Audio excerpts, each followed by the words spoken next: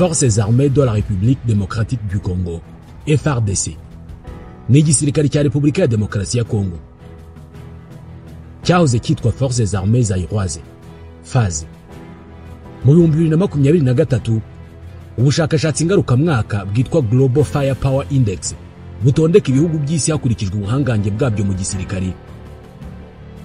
Igisirikare cya Repubulika ya Demokarasi ya Congo cyaje ku mwanya wa 8 muri Afrika mu buhangange, kikaba ku mwanya wa 72 ku isi. Kibarirwa abasirikare 166,700 bahoraho, kikagira inkeragutabara 31,000 n'indi mitwe y'abarwanyi ikorana nacyo. Mu mwaka wa 2023 igisirikare cya Congo FARDC cyakoresheje ingengo y'imari ya miliyoni 850 z'amadolari ya Amerika, ayarenga trillion cyangwa miliyari 1000 z'amanyarwanda.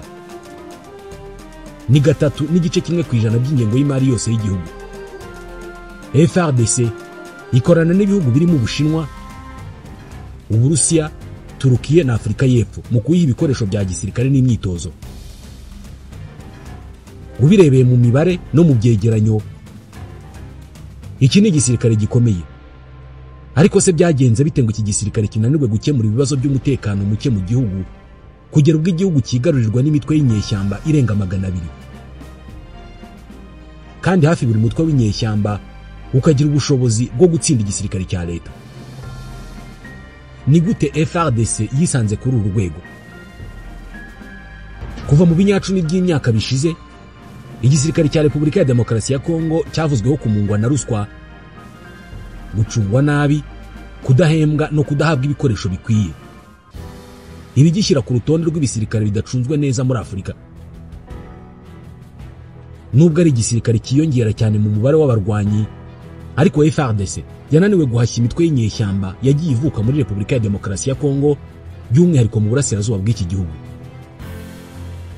Uku kunanirwa cyangwa se intege nke z'iki gisirikare bifite inkomoko mu mateka y'igihugu, mu myitozo idakwiye, mu gukoresha ibikoresho bitajyanye n'igihe ndetse n'ibibazo bya politike byaranze iki gihugu. Ingabo za mbere za leta ya Congo zitwaga Force Publique zatangijwe mu kwezi kwa 8 mu mwaka wa 1888. Aha hari mu gihe umwami w'Ububirigi Leopold II yategekaga Congo. Ntabwo yayitegekaga nk'umwami w'Ububirigi bwigaruriye Congo, oya, yayitegekaga nk'igihugu cye ku giti cye, apana igihugu cy'Ububirigi. Congo yose n'abayituye bari aba Leopold II. N'ibindi bisirikare byose byo mu bihe by'ubukoloni, iki gisirikare cya Congo cyategekwaga n'abaofisiye b'Ababirigi. Abanyekongo babaga ari abasirikare bo hasi cyane muri icyo gisirikare. Ababirigi ntabwo bigeze baha imyitozo ikwiye aba basirikare b'Abanyekongo. Bashakaga ko igisirikare cyose uko cyakabaye gikomeza kubakira ku Bubirigi. Ubwo iki gihugu cyabonaga ubwigenge ku itariki ya 30 y'ukwezi kwa gatandatu mu 1960, Force Publique ntabwo yahindutse. Cyakomeje kuba igisirikare gitegekwa n'Ababirigi. Abasirikare ba Congo bakomeje kuba mu myanya yo hasi, kandi bakomeza kuba abasirikare badafite imyitozo ihagije. Ntabwo ari benshi mu basirikare b'Abanyekongo bazamuwe mu ntera. Ibintu byabaye bibi cyane ku itariki ya 5 y'ukwa karindwi mu 1960, nyuma y'iminsi mike ubwigenge bubonetse muri Congo. Ubwo umukomando w'Umubirigi wayoboraga ingabo za Congo, Lieutenant General Emile Janssen, yavugaga ko nta kintu na kimwe kizahinduka muri Force Publique. Nubwo igihugu cyabonye ubwigenge, ariko igisirikare kizakomeza kugendera ku mategeko y'Ababirigi. Ibi byahise biteza imyivumbagatanyo mu basirikare kubera ko bahise babona ko ubukoloni bugiye gukomeza. Mu kugerageza guturisha ibintu, Minisitiri w'Intebe Patrice Lumumba yahise atangaza izamurwa mu ntera ry'abasirikare bose.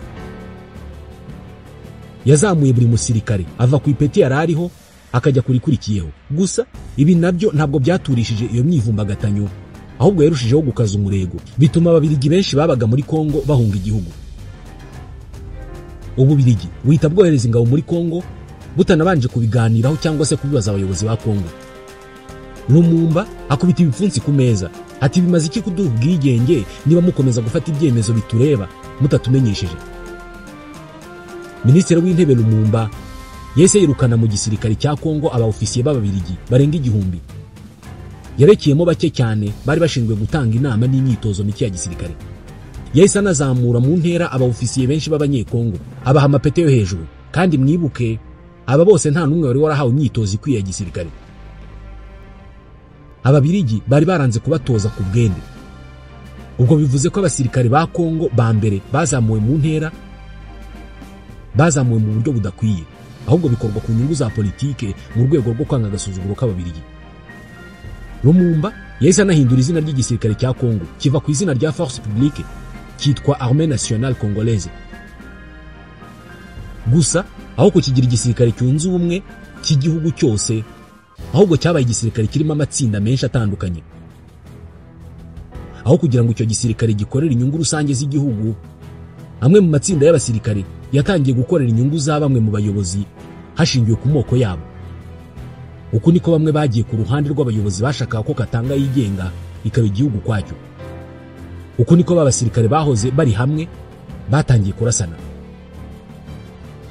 Mu mwaka w'1965, nyuma y'imyaka y'imvururu n'ubwumvikane buke bwa politike, Joseph Désiré Mobutu wari umugaba mukuru w'ingabo yahiritse ubutegetsi abujyaho. Hari ku nshuro ya kabiri kubera ko nanone mu 1960 yari yahiritse ubutegetsi. Amaze kugera ku butegetsi, Joseph Mobutu yahinduye igihugu, anagihindurira izina akita Zaire.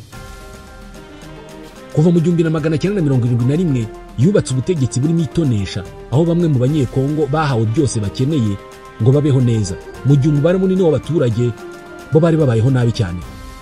Ku butegetsi bwa Mobutu, Armée Nationale Congolaise yahinduriwe izina yitwa Forces Armées Zaïroises, FAZ. Aho kugira ngo ateze imbere iki gisirikare, nawe yacyujujemo amacakubiri no gufatwa nabi kw'abasirikare ndetse no kuvanga politike n'igisirikare. Abasirikare bakuru bose yakekaga ko bagirira nawe ubutegetsi bwe, by'umwihariko baturukaga mu ntara za Kasai na Kivu, bashyizwe ku ruhande, mu gihe abo mu bwoko bwa Perezida Mobutu bw'Ababangala, cyane cyane abo mu ntara ya Equateur, bagiye bazamurwa mu ntera hafi buri munsi. Ubwoba bwa Mobutu bwagiye buba bwinshi uko imyaka yagiye ishira. Yakekaga ko hari abasirikare bashobora kuzamutera kudeta, by'umwihariko nko mu 1975 n'1978. Mu gutekereza ko igisirikare gikomeye cyazaba ikibazo ku butegetsi bwe kubera ko gishobora kuzamuhirika, Mobutu wubwe nk'umugaba w'ikirenga ku bwende bwe yaciye intege igisirikare cye, anagitezamo akaduruvayo ku bushake kugira ngo kitazavamo umusirikare ukomeye uzamuhirika. Gusa hari amatsinda amwe y'abasirikare yazamuraga mu ntera, by'umwihariko amufitiye inyungu. Amatsinda y'abasirikare yagiye azamurwa nayabaga agizwe n'abasirikare bakomokaga muri Equateur y'Amajyaruguru. Aba bashyizwe hafi y'umurwa mukuru Kinshasa kugira ngo barinde ubutegetsi bwa Marshal. Abasigaye bose barirengagijwe ndetse ntibahabwa ibikoresho cyangwa se imishahara. Ku basirikare benshi ba Zaire, imibereho mibi yari ubuzima bwabo bwa buri munsi. Abasirikare bafite ubushobozi bwo kunyereza umutungo kubera imyanya barimo barabikoze. Abandi cyane cyane abo hasi batahembwaga kandi bashonje batangira kwishora mu bikorwa by'ubugizi bwa nabi n'ubwambuzi mu baturage. Hari n'imvugo yamamaye cyane ku banyekongo muri icyo gihe, imvugo bise article 15. Iyo article 15 cyangwa se ingingo ya 15 ngo yaravugaga ngo débrouillez-vous cyangwa se mwirwaneho. Ni imvugo yakomotse ku itegeko nshinga rya leta ya Kasai yari yariyomeye kuri leta ya Kongo. Iyi leta yari ifite itegeko nshinga rifite ingingo 14. Abaturage rero bakavuga ko hari indi ngingo ya 15 itavugwa ivuga ngo débrouillez-vous, ni mwirwaneho. Ibyo bya débrouillez-vous rero byari uburyo bwo kwirwanaho umuntu akishakira ibisubizo aho leta itabitanze, by'umwihariko mu birebana n'uburenganzira busanzwe, aho abantu birwanagaho mu kwakira no gutanga ruswa ndetse no kwiba. Ibi byavugaga cyane mu basirikare b'icyo gihe ngo batahembwaga. Rero kugira ngo babeho bagakoresha iyo article 15 ya débrouillez-vous bishakira imibereho binyuze mu kwiba no kwambura rubanda. Aho kubaka igisirikare cy'umwuga, Mobutu yateje imbere ruswa mu gisirikare, aho yemereye abayobozi bakuru mu gisirikare kwibwizaho ubutunzi binyuze mu nzira z'uburiganya n'ubwambuzi. Icy'ingenzi kwari uko bakomeza kumwumvira no kumufasha kuguma ku butegetsi. Byageze aho abajenerali benshi bahinduka abacuruzi bakomeye aho kuba abayobozi b'ingabo. Ibi byatumye ubunyamwuga n'ikinyabupfura mu gisirikare cya Kongo biba ikintu kitaboneka. Uku kubura ubunyamwuga kw'ingabo, ruswa no gufatwa nabi kwazo byatangiye mu gihe cy'ubwigenge byashinze imizi ubwo Laurent Désiré Kabila yatangizaga urugamba rwo gukuraho Mobutu mu 1996. Ubwo ingabo za Kabila zageraga i Kinshasa mu 1997, igisirikare cya Kongo cyamunzwe na ruswa ntabwo cyari kigishobora kurwana. Laurent Désiré Kabila akigera ku butegetsi nawe yakomeje mu nzira y'abamubanjirije. Ntacyo yakoze mu guca ruswa mu gisirikare, ahubwo yakoze ibishoboka byose ngo arinde ubutegetsi bwe.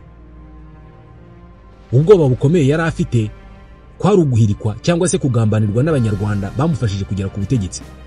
Aba banyarwanda bamushyize ku butegetsi bamaze umwaka muri Kongo ndetse barandatangiye kumufasha gushyira ku murongo igisirikare cya Kongo. Ariko nyuma y'umwaka umwe yabategetse kumuvira mu gihugu. Na cya cyizere gike cyo gutunganya igisirikare cye yaratangiye gufashwamo n'abanyarwanda gihita kiyoyoka byihuse. Ibi byanateje intambara ikomeye cyane y'akarere kose. Ingabo za Kabila zari zigizwe n'abasirikare benshi b'abana badafite uburambe cyangwa se ubumenyi ubwo ari bwo bwose mu kurwana, kubura imyitozo, kubura ikinyabupfura n'icyizere mu bayobozi babo byabashyize mu mwanya mwiza wo gutsindwa intambara. Aba basirikare nta mahirwe na make bari bafite yo guhagarara imbere y'inyeshyamba zabarwanyaga. Uko niko Laurent Désiré Kabila yatabawe n'ibihugu birimo Angola, Namibia na Zimbabwe. Ingabo z'ibi bihugu zazanye ibikoresho bikomeye birimo za kajugujugu n'indege za MiG n'imbunda zigezweho zimufasha kubona intsinzi nto kandi mu gihe gito. Gusa ibi ntibyarambye.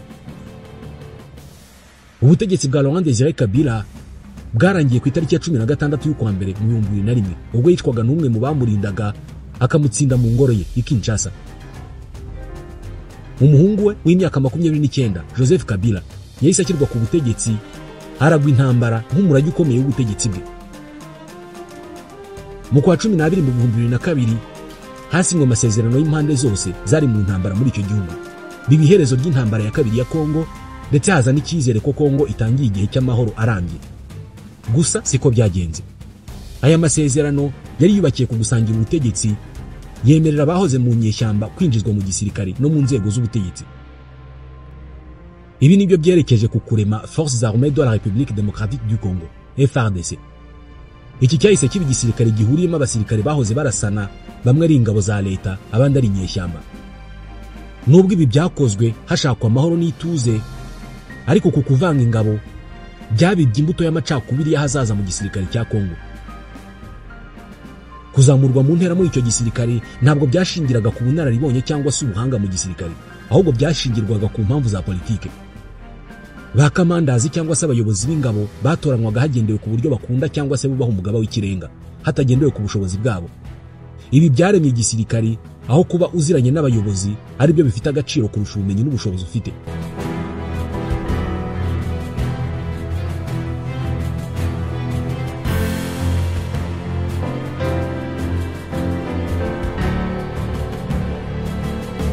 Muri icyo gihe aho kubaka igisirikare cy'abanyamwuga kandi gikorera hamwe, President Joseph Kabila yayoboraga igisirikare anyuze mu buryo butari ubw'amategeko. Kenshi hafatwaga ibyemezo mu ngabo hatanyuzwe mu nzira zizwi zikurikije uko ingabo zirutana. Imwe mu mitwe y'ingabo cyangwa se amashami ya gisirikare nk'iryiswe Shark Brigade bagenderaga cyangwa se bagakurikiza amabwiriza avuye kuri President Kabila ubwe, apana ku bayobozi b'ingabo. Ibi byateje ikibazo mu basirikare bakuru kubera ko umujenerali ushinzwe ingabo yisangaga hari itsinda ry'abasirikare adashinzwe ndetse batanamwubaha kubera ko amategeko yose bayakoraga ku mugaba w'ikirenga. Aba basirikare bakuru benshi binubiraga ko amabwiriza batanga mu gisirikare agongana. President Kabila agatanga amabwiriza ye, ba kamandazi nabo bagatanga yabo.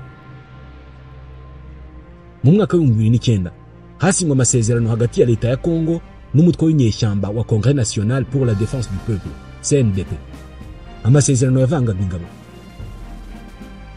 Abasirikare ba CNDP bakinjira mu ngabo za Kongo, bivugwa ko ikosa rikomeye ryakozwe icyo gihe ari uko abasirikare ba CNDP bamaze kwinjira mu ngabo bagumanye ubuyobozi bwabo butandukanye n'ubwa FARDC. Ibi ngo byanatumye abasirikare ba CNDP bari mu ngabo za Kongo bahangana n'abasirikare ba FARDC. Bigeze mu 2012 abasirikare 300 biganjemo abahoze muri CNDP biyomoye kuri FARDC bashinga umutwe mushya w'abarwanyi witwa M23. Bavuga ko bafashwe nabi mu gisirikare kandi ko bavangurwa, kandi ko leta ya Kongo itubahiriza amasezerano yatumye bavanga ingabo, harimo no guhagarika gutoteza no kwica abanyekongo bavuga ikinyarwanda. Kuva mu mwaka wa 2003 abaterankunga mpuzamahanga bagerageje inshuro nyinshi gufasha mu kuvugurura igisirikare cya Kongo no kukigira ikinyamwuga. Gusa ibi byose ntacyo byatanze, kubera ko kubura ikinyabupfura n'ubunyamwuga buke bisa naho aribyo byakomeje kuranga iki gisirikare. Ibi bikiyongeraho ruswa, imiyoborere idakwiye mu gisirikare n'ibindi. Imwe mu ntege nke zikomeye z'igisirikare cya FARDC ni ukubura ibikoresho bigezweho bijyanye n'igihe, ndetse no kutagira abasirikare bateguriwe urugamba bigendanye n'ikinyabupfura n'imyitwarire myiza ikwiye umusirikare. Usibye ibi, hari ruswa ikomeye cyane imbere mu gisirikare. Byemezwa ko abasirikare bashobora kumara amezi menshi batarahembwa. Kubera imibereho mibi, abasirikare benshi bishora mu bikorwa by'ubujura, kwambura abaturage, gucuruza magendu cyangwa se gushyiraho imisoro itemewe mu bice bimwe na bimwe bagenzura, bagashyiraho za bariyeri. Bibarwa ko amafaranga abasirikare ba Kongo bakura mu bikorwa binyuranyije n'amategeko nko kwambura cyangwa se gusoresha abaturage agera ku 250 by'amadolari buri kwezi, kandi birumvikana nta na rimwe muri aya ngaya rigera mu isanduku ya leta. Bamwe mu basirikare bakuru ba Kongo bagiye banafatirwa mu bikorwa byo gufasha inyeshyamba bakabaye barwanya. Raporo zimwe na zimwe zagiye zemeza ko hari intwaro ziva mu gisirikare cya Kongo zikajya mu nyeshyamba, kandi zitanzwe n'abayobozi b'ingabo. Hari nka hamwe byavuzwe ko abasirikare ba Kongo bari ku rugamba barwana n'inyeshyamba, maze umuyobozi w'abo basirikare ba leta agategeka abasirikare be kurasa mu kirere nk'uburyo bwo kumenyesha inyeshyamba bagiye kurwanya ko abasirikare ba leta baje, ko bari hafi aho ngaho kugira ngo izo nyeshyamba zihunge. Usibye kuba umusirikare wa Kongo ahembwa akaba mu madolari 100 ku kwezi, nta n'ubundi buryo leta yashyizeho bwo kuborohereza imibereho. Ibituma imiryango y'abasirikare muri Kongo ibaho nabi cyane, bitewe n'uko abasirikare benshi baba kure y'ingo zabo, kandi bikagora abasirikare kujya gusura imiryango yabo nko mu gihe bahawe ikibari kubera ibikorwa remezo bidahagije mu gihugu. Bamwe mu basirikare bahitamo kugendana n'imiryango yabo, aho mu bigo bya gisirikare bimwe na bimwe haba hanabamo abagore n'abana b'abasirikare. Ibi bituma inyeshyamba ziteye ikigo cya gisirikare runaka, iyo mirwano inagwamo abagore n'abana. Iyi mibereho mibi y'abasirikare ba Kongo rero yavuyemo ko benshi bagiye batoroka igisirikare bakigira mu bikorwa by'ubugizi bwa nabi. Mu kwezi kwa karindwi k'umwaka wa 2024 abasirikare 27 bataye ibirindiro byabo mu bice bya Matenge, baza gufatirwa mu maduka y'abaturage hafi aho ngaho barimo basahura.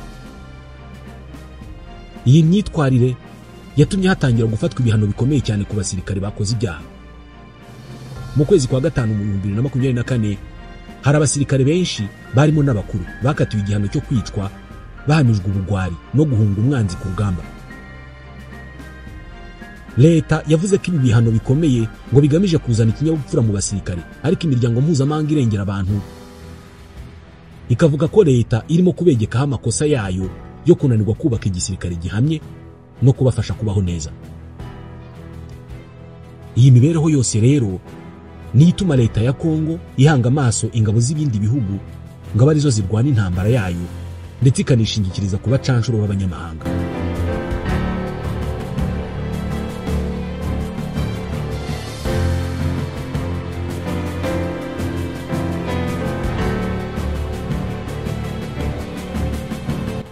Perezida wa Malawi Lazarus Chakwera yategetse igisirikare cy'igihugu cye gutangira imyiteguro yo gukura ingabo zacyo mu burasirazuba bwa Kongo. Ingabo za Malawi ni igice cy'umutwe w'ingabo z'akarere ka Afurika y'Amajyepfo SAMIDRC, zoherejwe muri Repubulika ya Demokarasi ya Kongo kugira ngo zifashe mu kurwanya umutwe wa M23. Perezida Chakwera amaze kuvuga ibyo, kuri uyu wa kane Perezida wa Afurika y'Epfo Cyril Ramaphosa nawe yaciye amarenga ko ingabo z'igihugu cye ziri muri Repubulika ya Demokarasi ya Kongo zishobora gutaha. Izindi ngabo ziri muri Repubulika ya Demokarasi ya Kongo mu gufasha iki gihugu guhangana na M23 ni ingabo z'u Burundi. Hari amakuru yemeza ko Burundi bwo bwaba burimo kohereza ingabo z'inyongera muri Repubulika ya Demokarasi ya Kongo, ariko noneho zikerekeza mu majyepfo mu mujyi wa Bukavu gutangatanga ngo umutwe wa M23 utazigarurira uwo mujyi.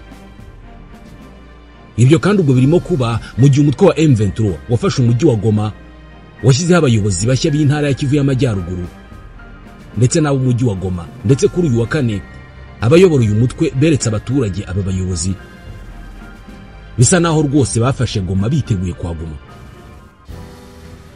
Ibi bisobanuye iki? Izi ngabo za SADC ziramutse zivuye muri Kongo, umutwe wa AFC M23 ukaba uri muri Goma ugamije kuhaguma, imiyoborere ya Repubulika ya Demokarasi ya Kongo yabiyihe? Izi ngabo za SADC ziramutse zitashye, Uburundi bwo bukiyemeza gukomeza kurwana na M23, ibi ntibyatumiye intambara ihinduka y'akarere kose amahanga akayivamo? Reka tubivugeho. Abasirikare 20 bari mu butumwa bwa SADC nibo bamaze kugwa muri Repubulika ya Demokarasi ya Kongo, barimo 14 b'Abanyafrika y'Epfo na 3 b'Abanyamalawi. Bishwe ubwo inyeshyamba za M23 zafataga umujyi wa Goma, umurwa mukuru w'intara ya Kivu y'Amajyaruguru, mu cyumweru gishize. Perezida Chakwera yatangaje kuwa gatatu ko icyemezo yafashe cyo gucyura ingabo z'igihugu cye kigamije gushyigikira itangwa ry'agahenge n'impande bireba nubwo imirwano ikomeje. Mu itangazo ryasomwe kuri televiziyo y'igihugu ku mugoroba wo kuwa gatatu, Perezida Chakwera yavuze ko gukura ingabo z'igihugu cye muri Kongo bizafasha gushyiraho inzira iganisha ku biganiro byateganijwe bigamije amahoro arambye. Minisitiri w'itangazamakuru wa Malawi Moses Konkuyu yavuze ko igikorwa cyo gukura ingabo muri Kongo gikozwe mu bwumvikane n'abo bireba. Yavuze ko inama y'abayobozi bo mu karere ka Afurika y'Amajyepfo yabereye muri Tanzania mu cyumweru gishize, ubwo habaga inama yiga kubirebana n'ingufu ku mugabane wa Afurika. Iyo nama yafashe umwanzuro wo gusaba impande zose zihanganye guhagarika imirwano kugira ngo habeho ibiganiro by'amahoro. Ati ni muri urwo rwego Perezida wa Malawi yabonye ko ari ngombwa kugira uruhare mu guharanira amahoro, agakura ingabo mu karere kugira ngo habeho ibiganiro by'amahoro. Ntabwo yavuze igihe ingabo za Malawi zizavira muri Kongo, ariko yavuze ko iki cyemezo cyamenyeshejwe Perezida wa Repubulika ya Demokarasi ya Kongo. Kuwa mbere umutwe w'inyeshyamba za M23 watangaje agahenge kubera impamvu z'ubutabazi. Nta gahenge kagombaga gutangira bukeye bwaho, ariko imirwano yarakomeje kandi bikavuga ko inyeshyamba zamaze kwigarurira umujyi witwa Nyabihwe mu ntara ya Kivu y'Amajyepfo, ni mu nzira igana Bukavu. Perezida wa Malawi yari amaze iminsi ahanganye n'igitutu cyo gukura ingabo ze muri Repubulika ya Demokarasi ya Kongo nyuma y'urupfu rw'abasirikare 3 ba Malawi baguye muri Kongo. Abamushyiragaho icyo gitutu ni abaturage ndetse n'abagize inteko ishinga amategeko, kimwe n'abatavuga rumwe n'ubutegetsi bwe. Bavuga ko batumva impamvu ingabo z'igihugu cyabo ziri muri Kongo. Afurika y'Epfo nayo imaze iminsi ku gitutu nk'icyo ngicyo, ariko Perezida Cyril Ramaphosa yasezeranije ko azagumana ingabo ze muri Repubulika ya Demokarasi ya Kongo, avuga ko zigenwa n'ubutumwa bwa Samidi RC bufite gahunda y'igihe cyo gukorera n'itariki izarangiriraho. Gusa ku munsi w'ejo yumvikanishije ko bishoboka ko ingabo z'igihugu cye zishobora gutaha. Uyu mutwe w'ingabo zatanzwe n'akarere watangiye koherezwa muri Repubulika ya Demokarasi ya Kongo mu 2023, hanyuma muri uyu mwaka wongererwa igihe kugera mu kwezi kwa 12. Ubutumwa bwa Samidi RC bwemejwe n'ihuriro ry'ibihugu bya Afurika y'Amajyepfo SADC. Afurika y'Epfo niyoboye ubu butumwa yagombaga kohereza abasirikare 2900, mu gihe abasigaye bagombaga kugabanywa hagati ya Malawi na Tanzania, n'ubwo umubare w'ingabo zihari ubu ngubu zitazwi. Malawi ifite n'abandi basirikare muri Kongo bari mu mutwe w'ingabo z'umuryango w'abibumbye MONUSCO. Abayobozi ba SADC bagomba guteranira muri Tanzania kuri uyu wa gatandatu mu nama yihariye izabahuza n'abakuru b'ibihugu byo mu muryango wa Afurika y'Uburasirazuba kugira ngo baganire ku kibazo cya Kongo. Nubwo Perezida wa Afurika y'Epfo Cyril Ramaphosa yavuze ko ingabo z'igihugu cye ziteguye kuguma muri Repubulika ya Demokarasi ya Kongo, ariko kuri uyu wa kane ubwo yagezaga ku baturage ba Afurika y'Epfo ijambo rigaragaza uko igihugu gihagaze mu nzego zitandukanye, ibyo gutaha kw'ingabo ze yabigarutseho ubwo yarageze ku ngingo y'ubutumwa bwo kugarura amahoro mu bihugu bitandukanye igihugu cye cyagizemo uruhare. Ni ibihugu birimo Cote d'Ivoire, Burundi, Sudani y'Epfo, Lesotho na Mozambique, cyane cyane mu ntara ya Cabo Delgado. Ati kugaragara kw'ingabo za Afurika y'Epfo zigarura amahoro mu burasirazuba bwa Repubulika ya Demokarasi ya Kongo ni ibihamya by'ubushake bwacu mu gushaka ibisubizo by'amahoro mu ntambara zimaze imyaka myinshi ndetse zahitanye za miliyoni z'abantu zigakura mu byaba bandi. Yavuze ko kandi igihugu cye gisaba impande zihanganye mu ntambara zitandukanye ku isi gukora uko zishoboye kose ngo zishake ibyaba ibisubizo by'izo ntambara binyuze mu mahoro. Agaruka ku masezerano ya Rwanda agamije gushakira ibisubizo ibibazo biri hagati y'u Rwanda na Repubulika ya Demokarasi ya Kongo, yemeje ko yashyigikiye. Ati muri ibyo biganiro harimo no kubaha ibya Rwanda. Ati tuzitabira kandi inama izahuza SADC na EAC iteganyijwe kubera muri Tanzania mu mpera z'iki cyumweru. Ati tuzagaragaza ko hakenewe guhagarika imirwano ndetse no gusubukura ibiganiro bigamije gushaka ibisubizo by'intambara. Perezida Ramaphosa yarakomeje ati tuzakora ibishoboka byose kugira ngo abasore bacu, abasirikare bacu bagaruke mu rugo. Ingabo za SADC ziri mu burasirazuba bwa Kongo kuva mu kwa 12 mu 2023 ndetse Afurika y'Epfo ni ifitemo ingabo nyinshi. Ibiganiro bya Rwanda byatangiye mu mwaka wa 2022 ubwo umwuka mubi watutumbaga mu mubano w'u Rwanda na Repubulika ya Demokarasi ya Kongo. Mu ntangiriro z'uwo mwaka nibwo Repubulika ya Demokarasi ya Kongo yashinje u Rwanda gufasha M23, ibirego u Rwanda ruhakana narwo rukayishinja gufasha FDLR. Ku itariki ya 14 y'ukwa 12 mu 2024 Minisitiri w'Ububanyi n'Amahanga w'u Rwanda Olivier Nduhungirehe, wa Repubulika ya Demokarasi ya Kongo Therese Kayikwamba Wagner na mugenzi wabo wa Angola nk'umuhuza Pepe Antonio binjiye mu cyumba cy'inama i Rwanda muri Angola hagamijwe kunononsora ibyagombaga gusinywa n'abakuru b'ibihugu ku munsi wakurikiyeho. Icyakora M23 yaje kubisesa iyi ntego itagezweho. Mu gihe ibihugu byo mu majyepfo ya Afurika bivuga ibyo gucyura ingabo zabyo ziri muri Repubulika ya Demokarasi ya Kongo, umutwe wa M23 wafashe umujyi wa Goma uwo urakomeza ibikorwa bigaragaza ko witeguye kuguma muri uwo mujyi. Kuri uyu wa kane iri huriro rya AFC M23 ryakoresheje inama ikomeye cyane yahuje abaturage batuye muri uyu mujyi wose. Inama yari igamije kwereka abo baturage abayobozi bashya barimo guverineri mushya w'intara ya Kivu y'Amajyaruguru washyizweho n'iri huriro. Harimo kandi abayobozi bashyizweho n'ihuriro rya AFC M23 bazayobora intara ya Kivu y'Amajyaruguru n'umujyi wa Goma, barimo Bahati Musanga Joseph wagizwe guverineri wa Kivu y'Amajyaruguru, Manzi Ngarambe Winnie wagizwe vice guverineri wa Kivu y'Amajyaruguru ushinzwe ibijyanye na politike, ubuyobozi n'amategeko, barimo kandi Amani Bahati Shadrake wagizwe vice guverineri wa Kivu y'Amajyaruguru ushinzwe ubukungu, imari n'iterambere. Mu gitondo cyo kuri uyu wa kane kandi Corneille Nangaa uyoboye iri huriro yasinye itangazo rishyiraho umukuru w'umujyi wa Goma na za komine zigize Goma. Iryo tangazo ryashyizeho Katembo Ndaliyani Julien nk'umukuru cyangwa se meya w'umujyi wa Goma wungirijwe na Ngabo Desire. Mukadisi Nyerere Helene yagizwe burugumesitiri wa komine Goma. Bikuru Crispin yagizwe burugumesitiri wa komine ya Karisimbi. Kuru Musubao agirwa burugumesitiri wa komine Kirumba. Ku rundi ruhande Leta ya Kongo irimo irakora byose bishoboka kugira ngo ibashe gukura umutwe wa M23 mu mujyi wa Goma. Kuri uyu wa kane mu gihe Corneille Nangaa yarimo agaragariza abaturage abazayobora Goma ndetse n'intara yose, Leta ya Kongo yasohoye impapuro mpuzamahanga zisaba itabwa muri yombi ry'uyu Nangaa wanahoze ari umuyobozi wa komisiyo y'amatora ya Repubulika ya Demokarasi ya Kongo mbere y'uko ajya mu mutwe w'inyeshyamba zirwanya leta. Hagati aho amakuru atandukanye aremeza ko imirwano yakomeje kuwa kane hagati y'umutwe wa M23 n'ingabo za leta mu gace kegereye Katana, ni muri teritwari ya Kalehe mu ntara ya Kivu y'Amajyepfo. Katana iri ku ntera ya kilometero zigera ku 10 uvuye ku mujyi muto wa Kavumu ufite ikibuga cy'indege gikomeye cyane muri Kivu y'Amajyepfo. Kugeza ubu nta makuru yizewe aremeza niba M23 yarafashe Katana. Amashusho amwe namwe yashyizwe ku mbuga nkoranyambaga n'abaturage bavuga ko abasirikare ba leta bahunze Katana bakerekeza ahitwa Kavumu, hepfo ku ntera y'ibirometero bisaga 50 uvuye aho ngaho ni mu mujyi wa Bukavu. Aha haravugwa ubwoba mu baturage kubera imirwano isa n'irimo gusatira uyu mujyi.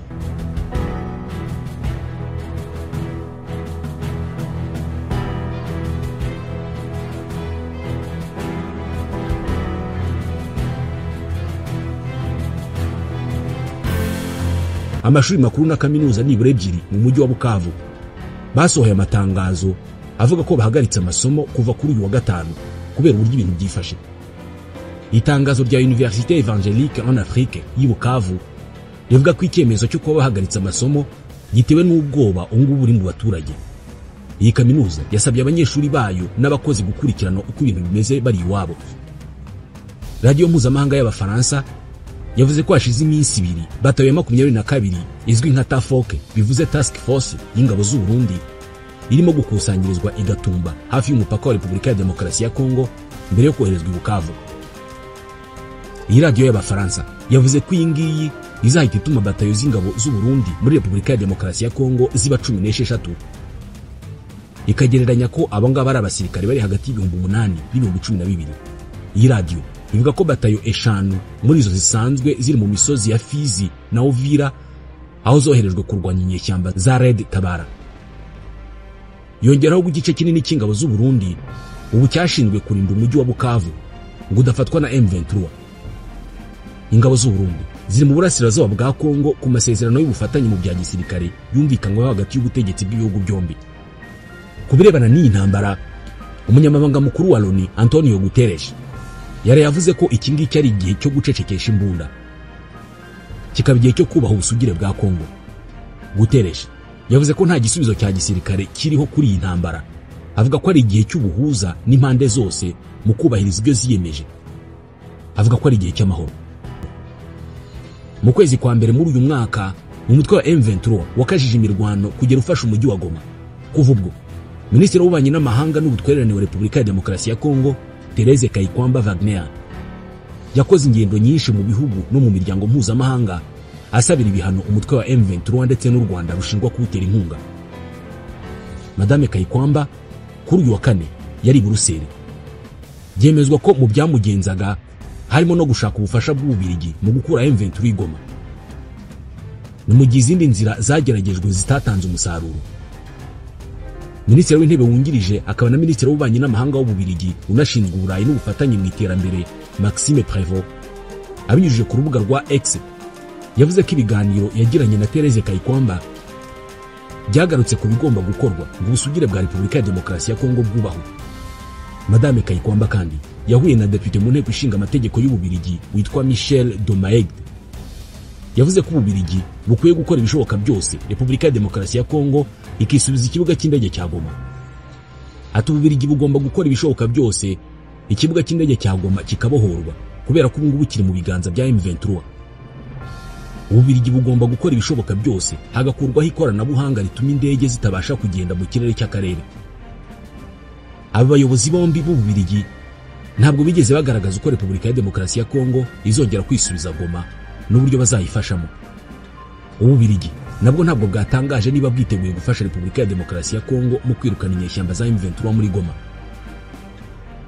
Byakunze kuvuga ko ikibuga cy'indege cya Goma cyifashishwa cyane mu bucuruzi bw'amabuye y'agaciro bukorwa n'Abanyaburayi na Amerika baba mu karere. Uyu mudepite avuga ko ubungubu ari bwo buryo bwafasha gukora ibikorwa by'ubutabazi, ariko M23 imaze iminsi mike itangaje agahenge kagamije gufasha abakora ibikorwa by'ubutabazi kwita ku babikeneye. Ku bashinzwe ububanyi n'amahanga muri Repubulika ya Demokarasi ya Kongo no mu Rwanda, iyi minsi ishize kuva mu mpera z'ukwezi kwa mbere kugera uyu munsi ibaye iminsi y'akazi kenshi cyane mu birebana na diplomasi. Nk'ubu Minisitiri w'Ububanyi n'Amahanga w'u Rwanda Olivier Nduhungirehe yaganira n'intumwa yihariye y'umunyamabanga mukuru w'umuryango w'abibumbye mu karere k'ibiyaga binini Wang Xia ku birimo kubera mu burasirazuba bwa Repubulika ya Demokarasi ya Kongo no ku bisasu biherutse guterwa i Rubavu. Baganiriye ku bisubizo birambye byafasha mu kugarura amahoro mu karere k'ibiyaga binini. Ibitero byibasiye akarere ka Rubavu byagabwe ku itariki ya 27 y'ukwezi kwa mbere ubwo umutwe wa M23 wigaruriraga umujyi wa Goma. Ihuriro ry'ingabo za Repubulika ya Demokarasi ya Kongo zigahitamo kurasa ku butaka bw'u Rwanda. Ibyo bisasu byahitanye abantu 16, abandi babarirwa mu magana barakomereka. Minisitiri Nduhungirehe kandi kuri uyu wa kane yagiranye ikiganiro kuri telefoni na Minisitiri w'Ububanyi n'Amahanga wungirije w'Uburusiya ushinzwe uburasirazuba bwo hagati na Afurika, Bogdanov Mikhail Leonidovich. Ni ikiganiro cyagarutse ku kibazo cy'umutekano muke mu burasirazuba bwa Kongo no ku gushimangira ubufatanye hagati y'ibihugu byombi. muri Repubulika ya Demokarasi ya Kongo, ho abahagarariye Kiliziya Gatolika n'amadini ya Gikristo batangaje ko ibiganiro bigamije amahoro muri Repubulika ya Demokarasi ya Kongo ntacyo byageraho bitarimo umutwe wa M23. Aba bayobozi bahagarariye amadini n'amatorero abumbakiye abayoboke benshi muri Repubulika ya Demokarasi ya Kongo baravuga ko hakwiye kubaho ibiganiro n'impande za politike zirimo abatavuga rumwe n'ubutegetsi, imiryango itari ya leta, ariko M23 nayo ikabitumirwamo.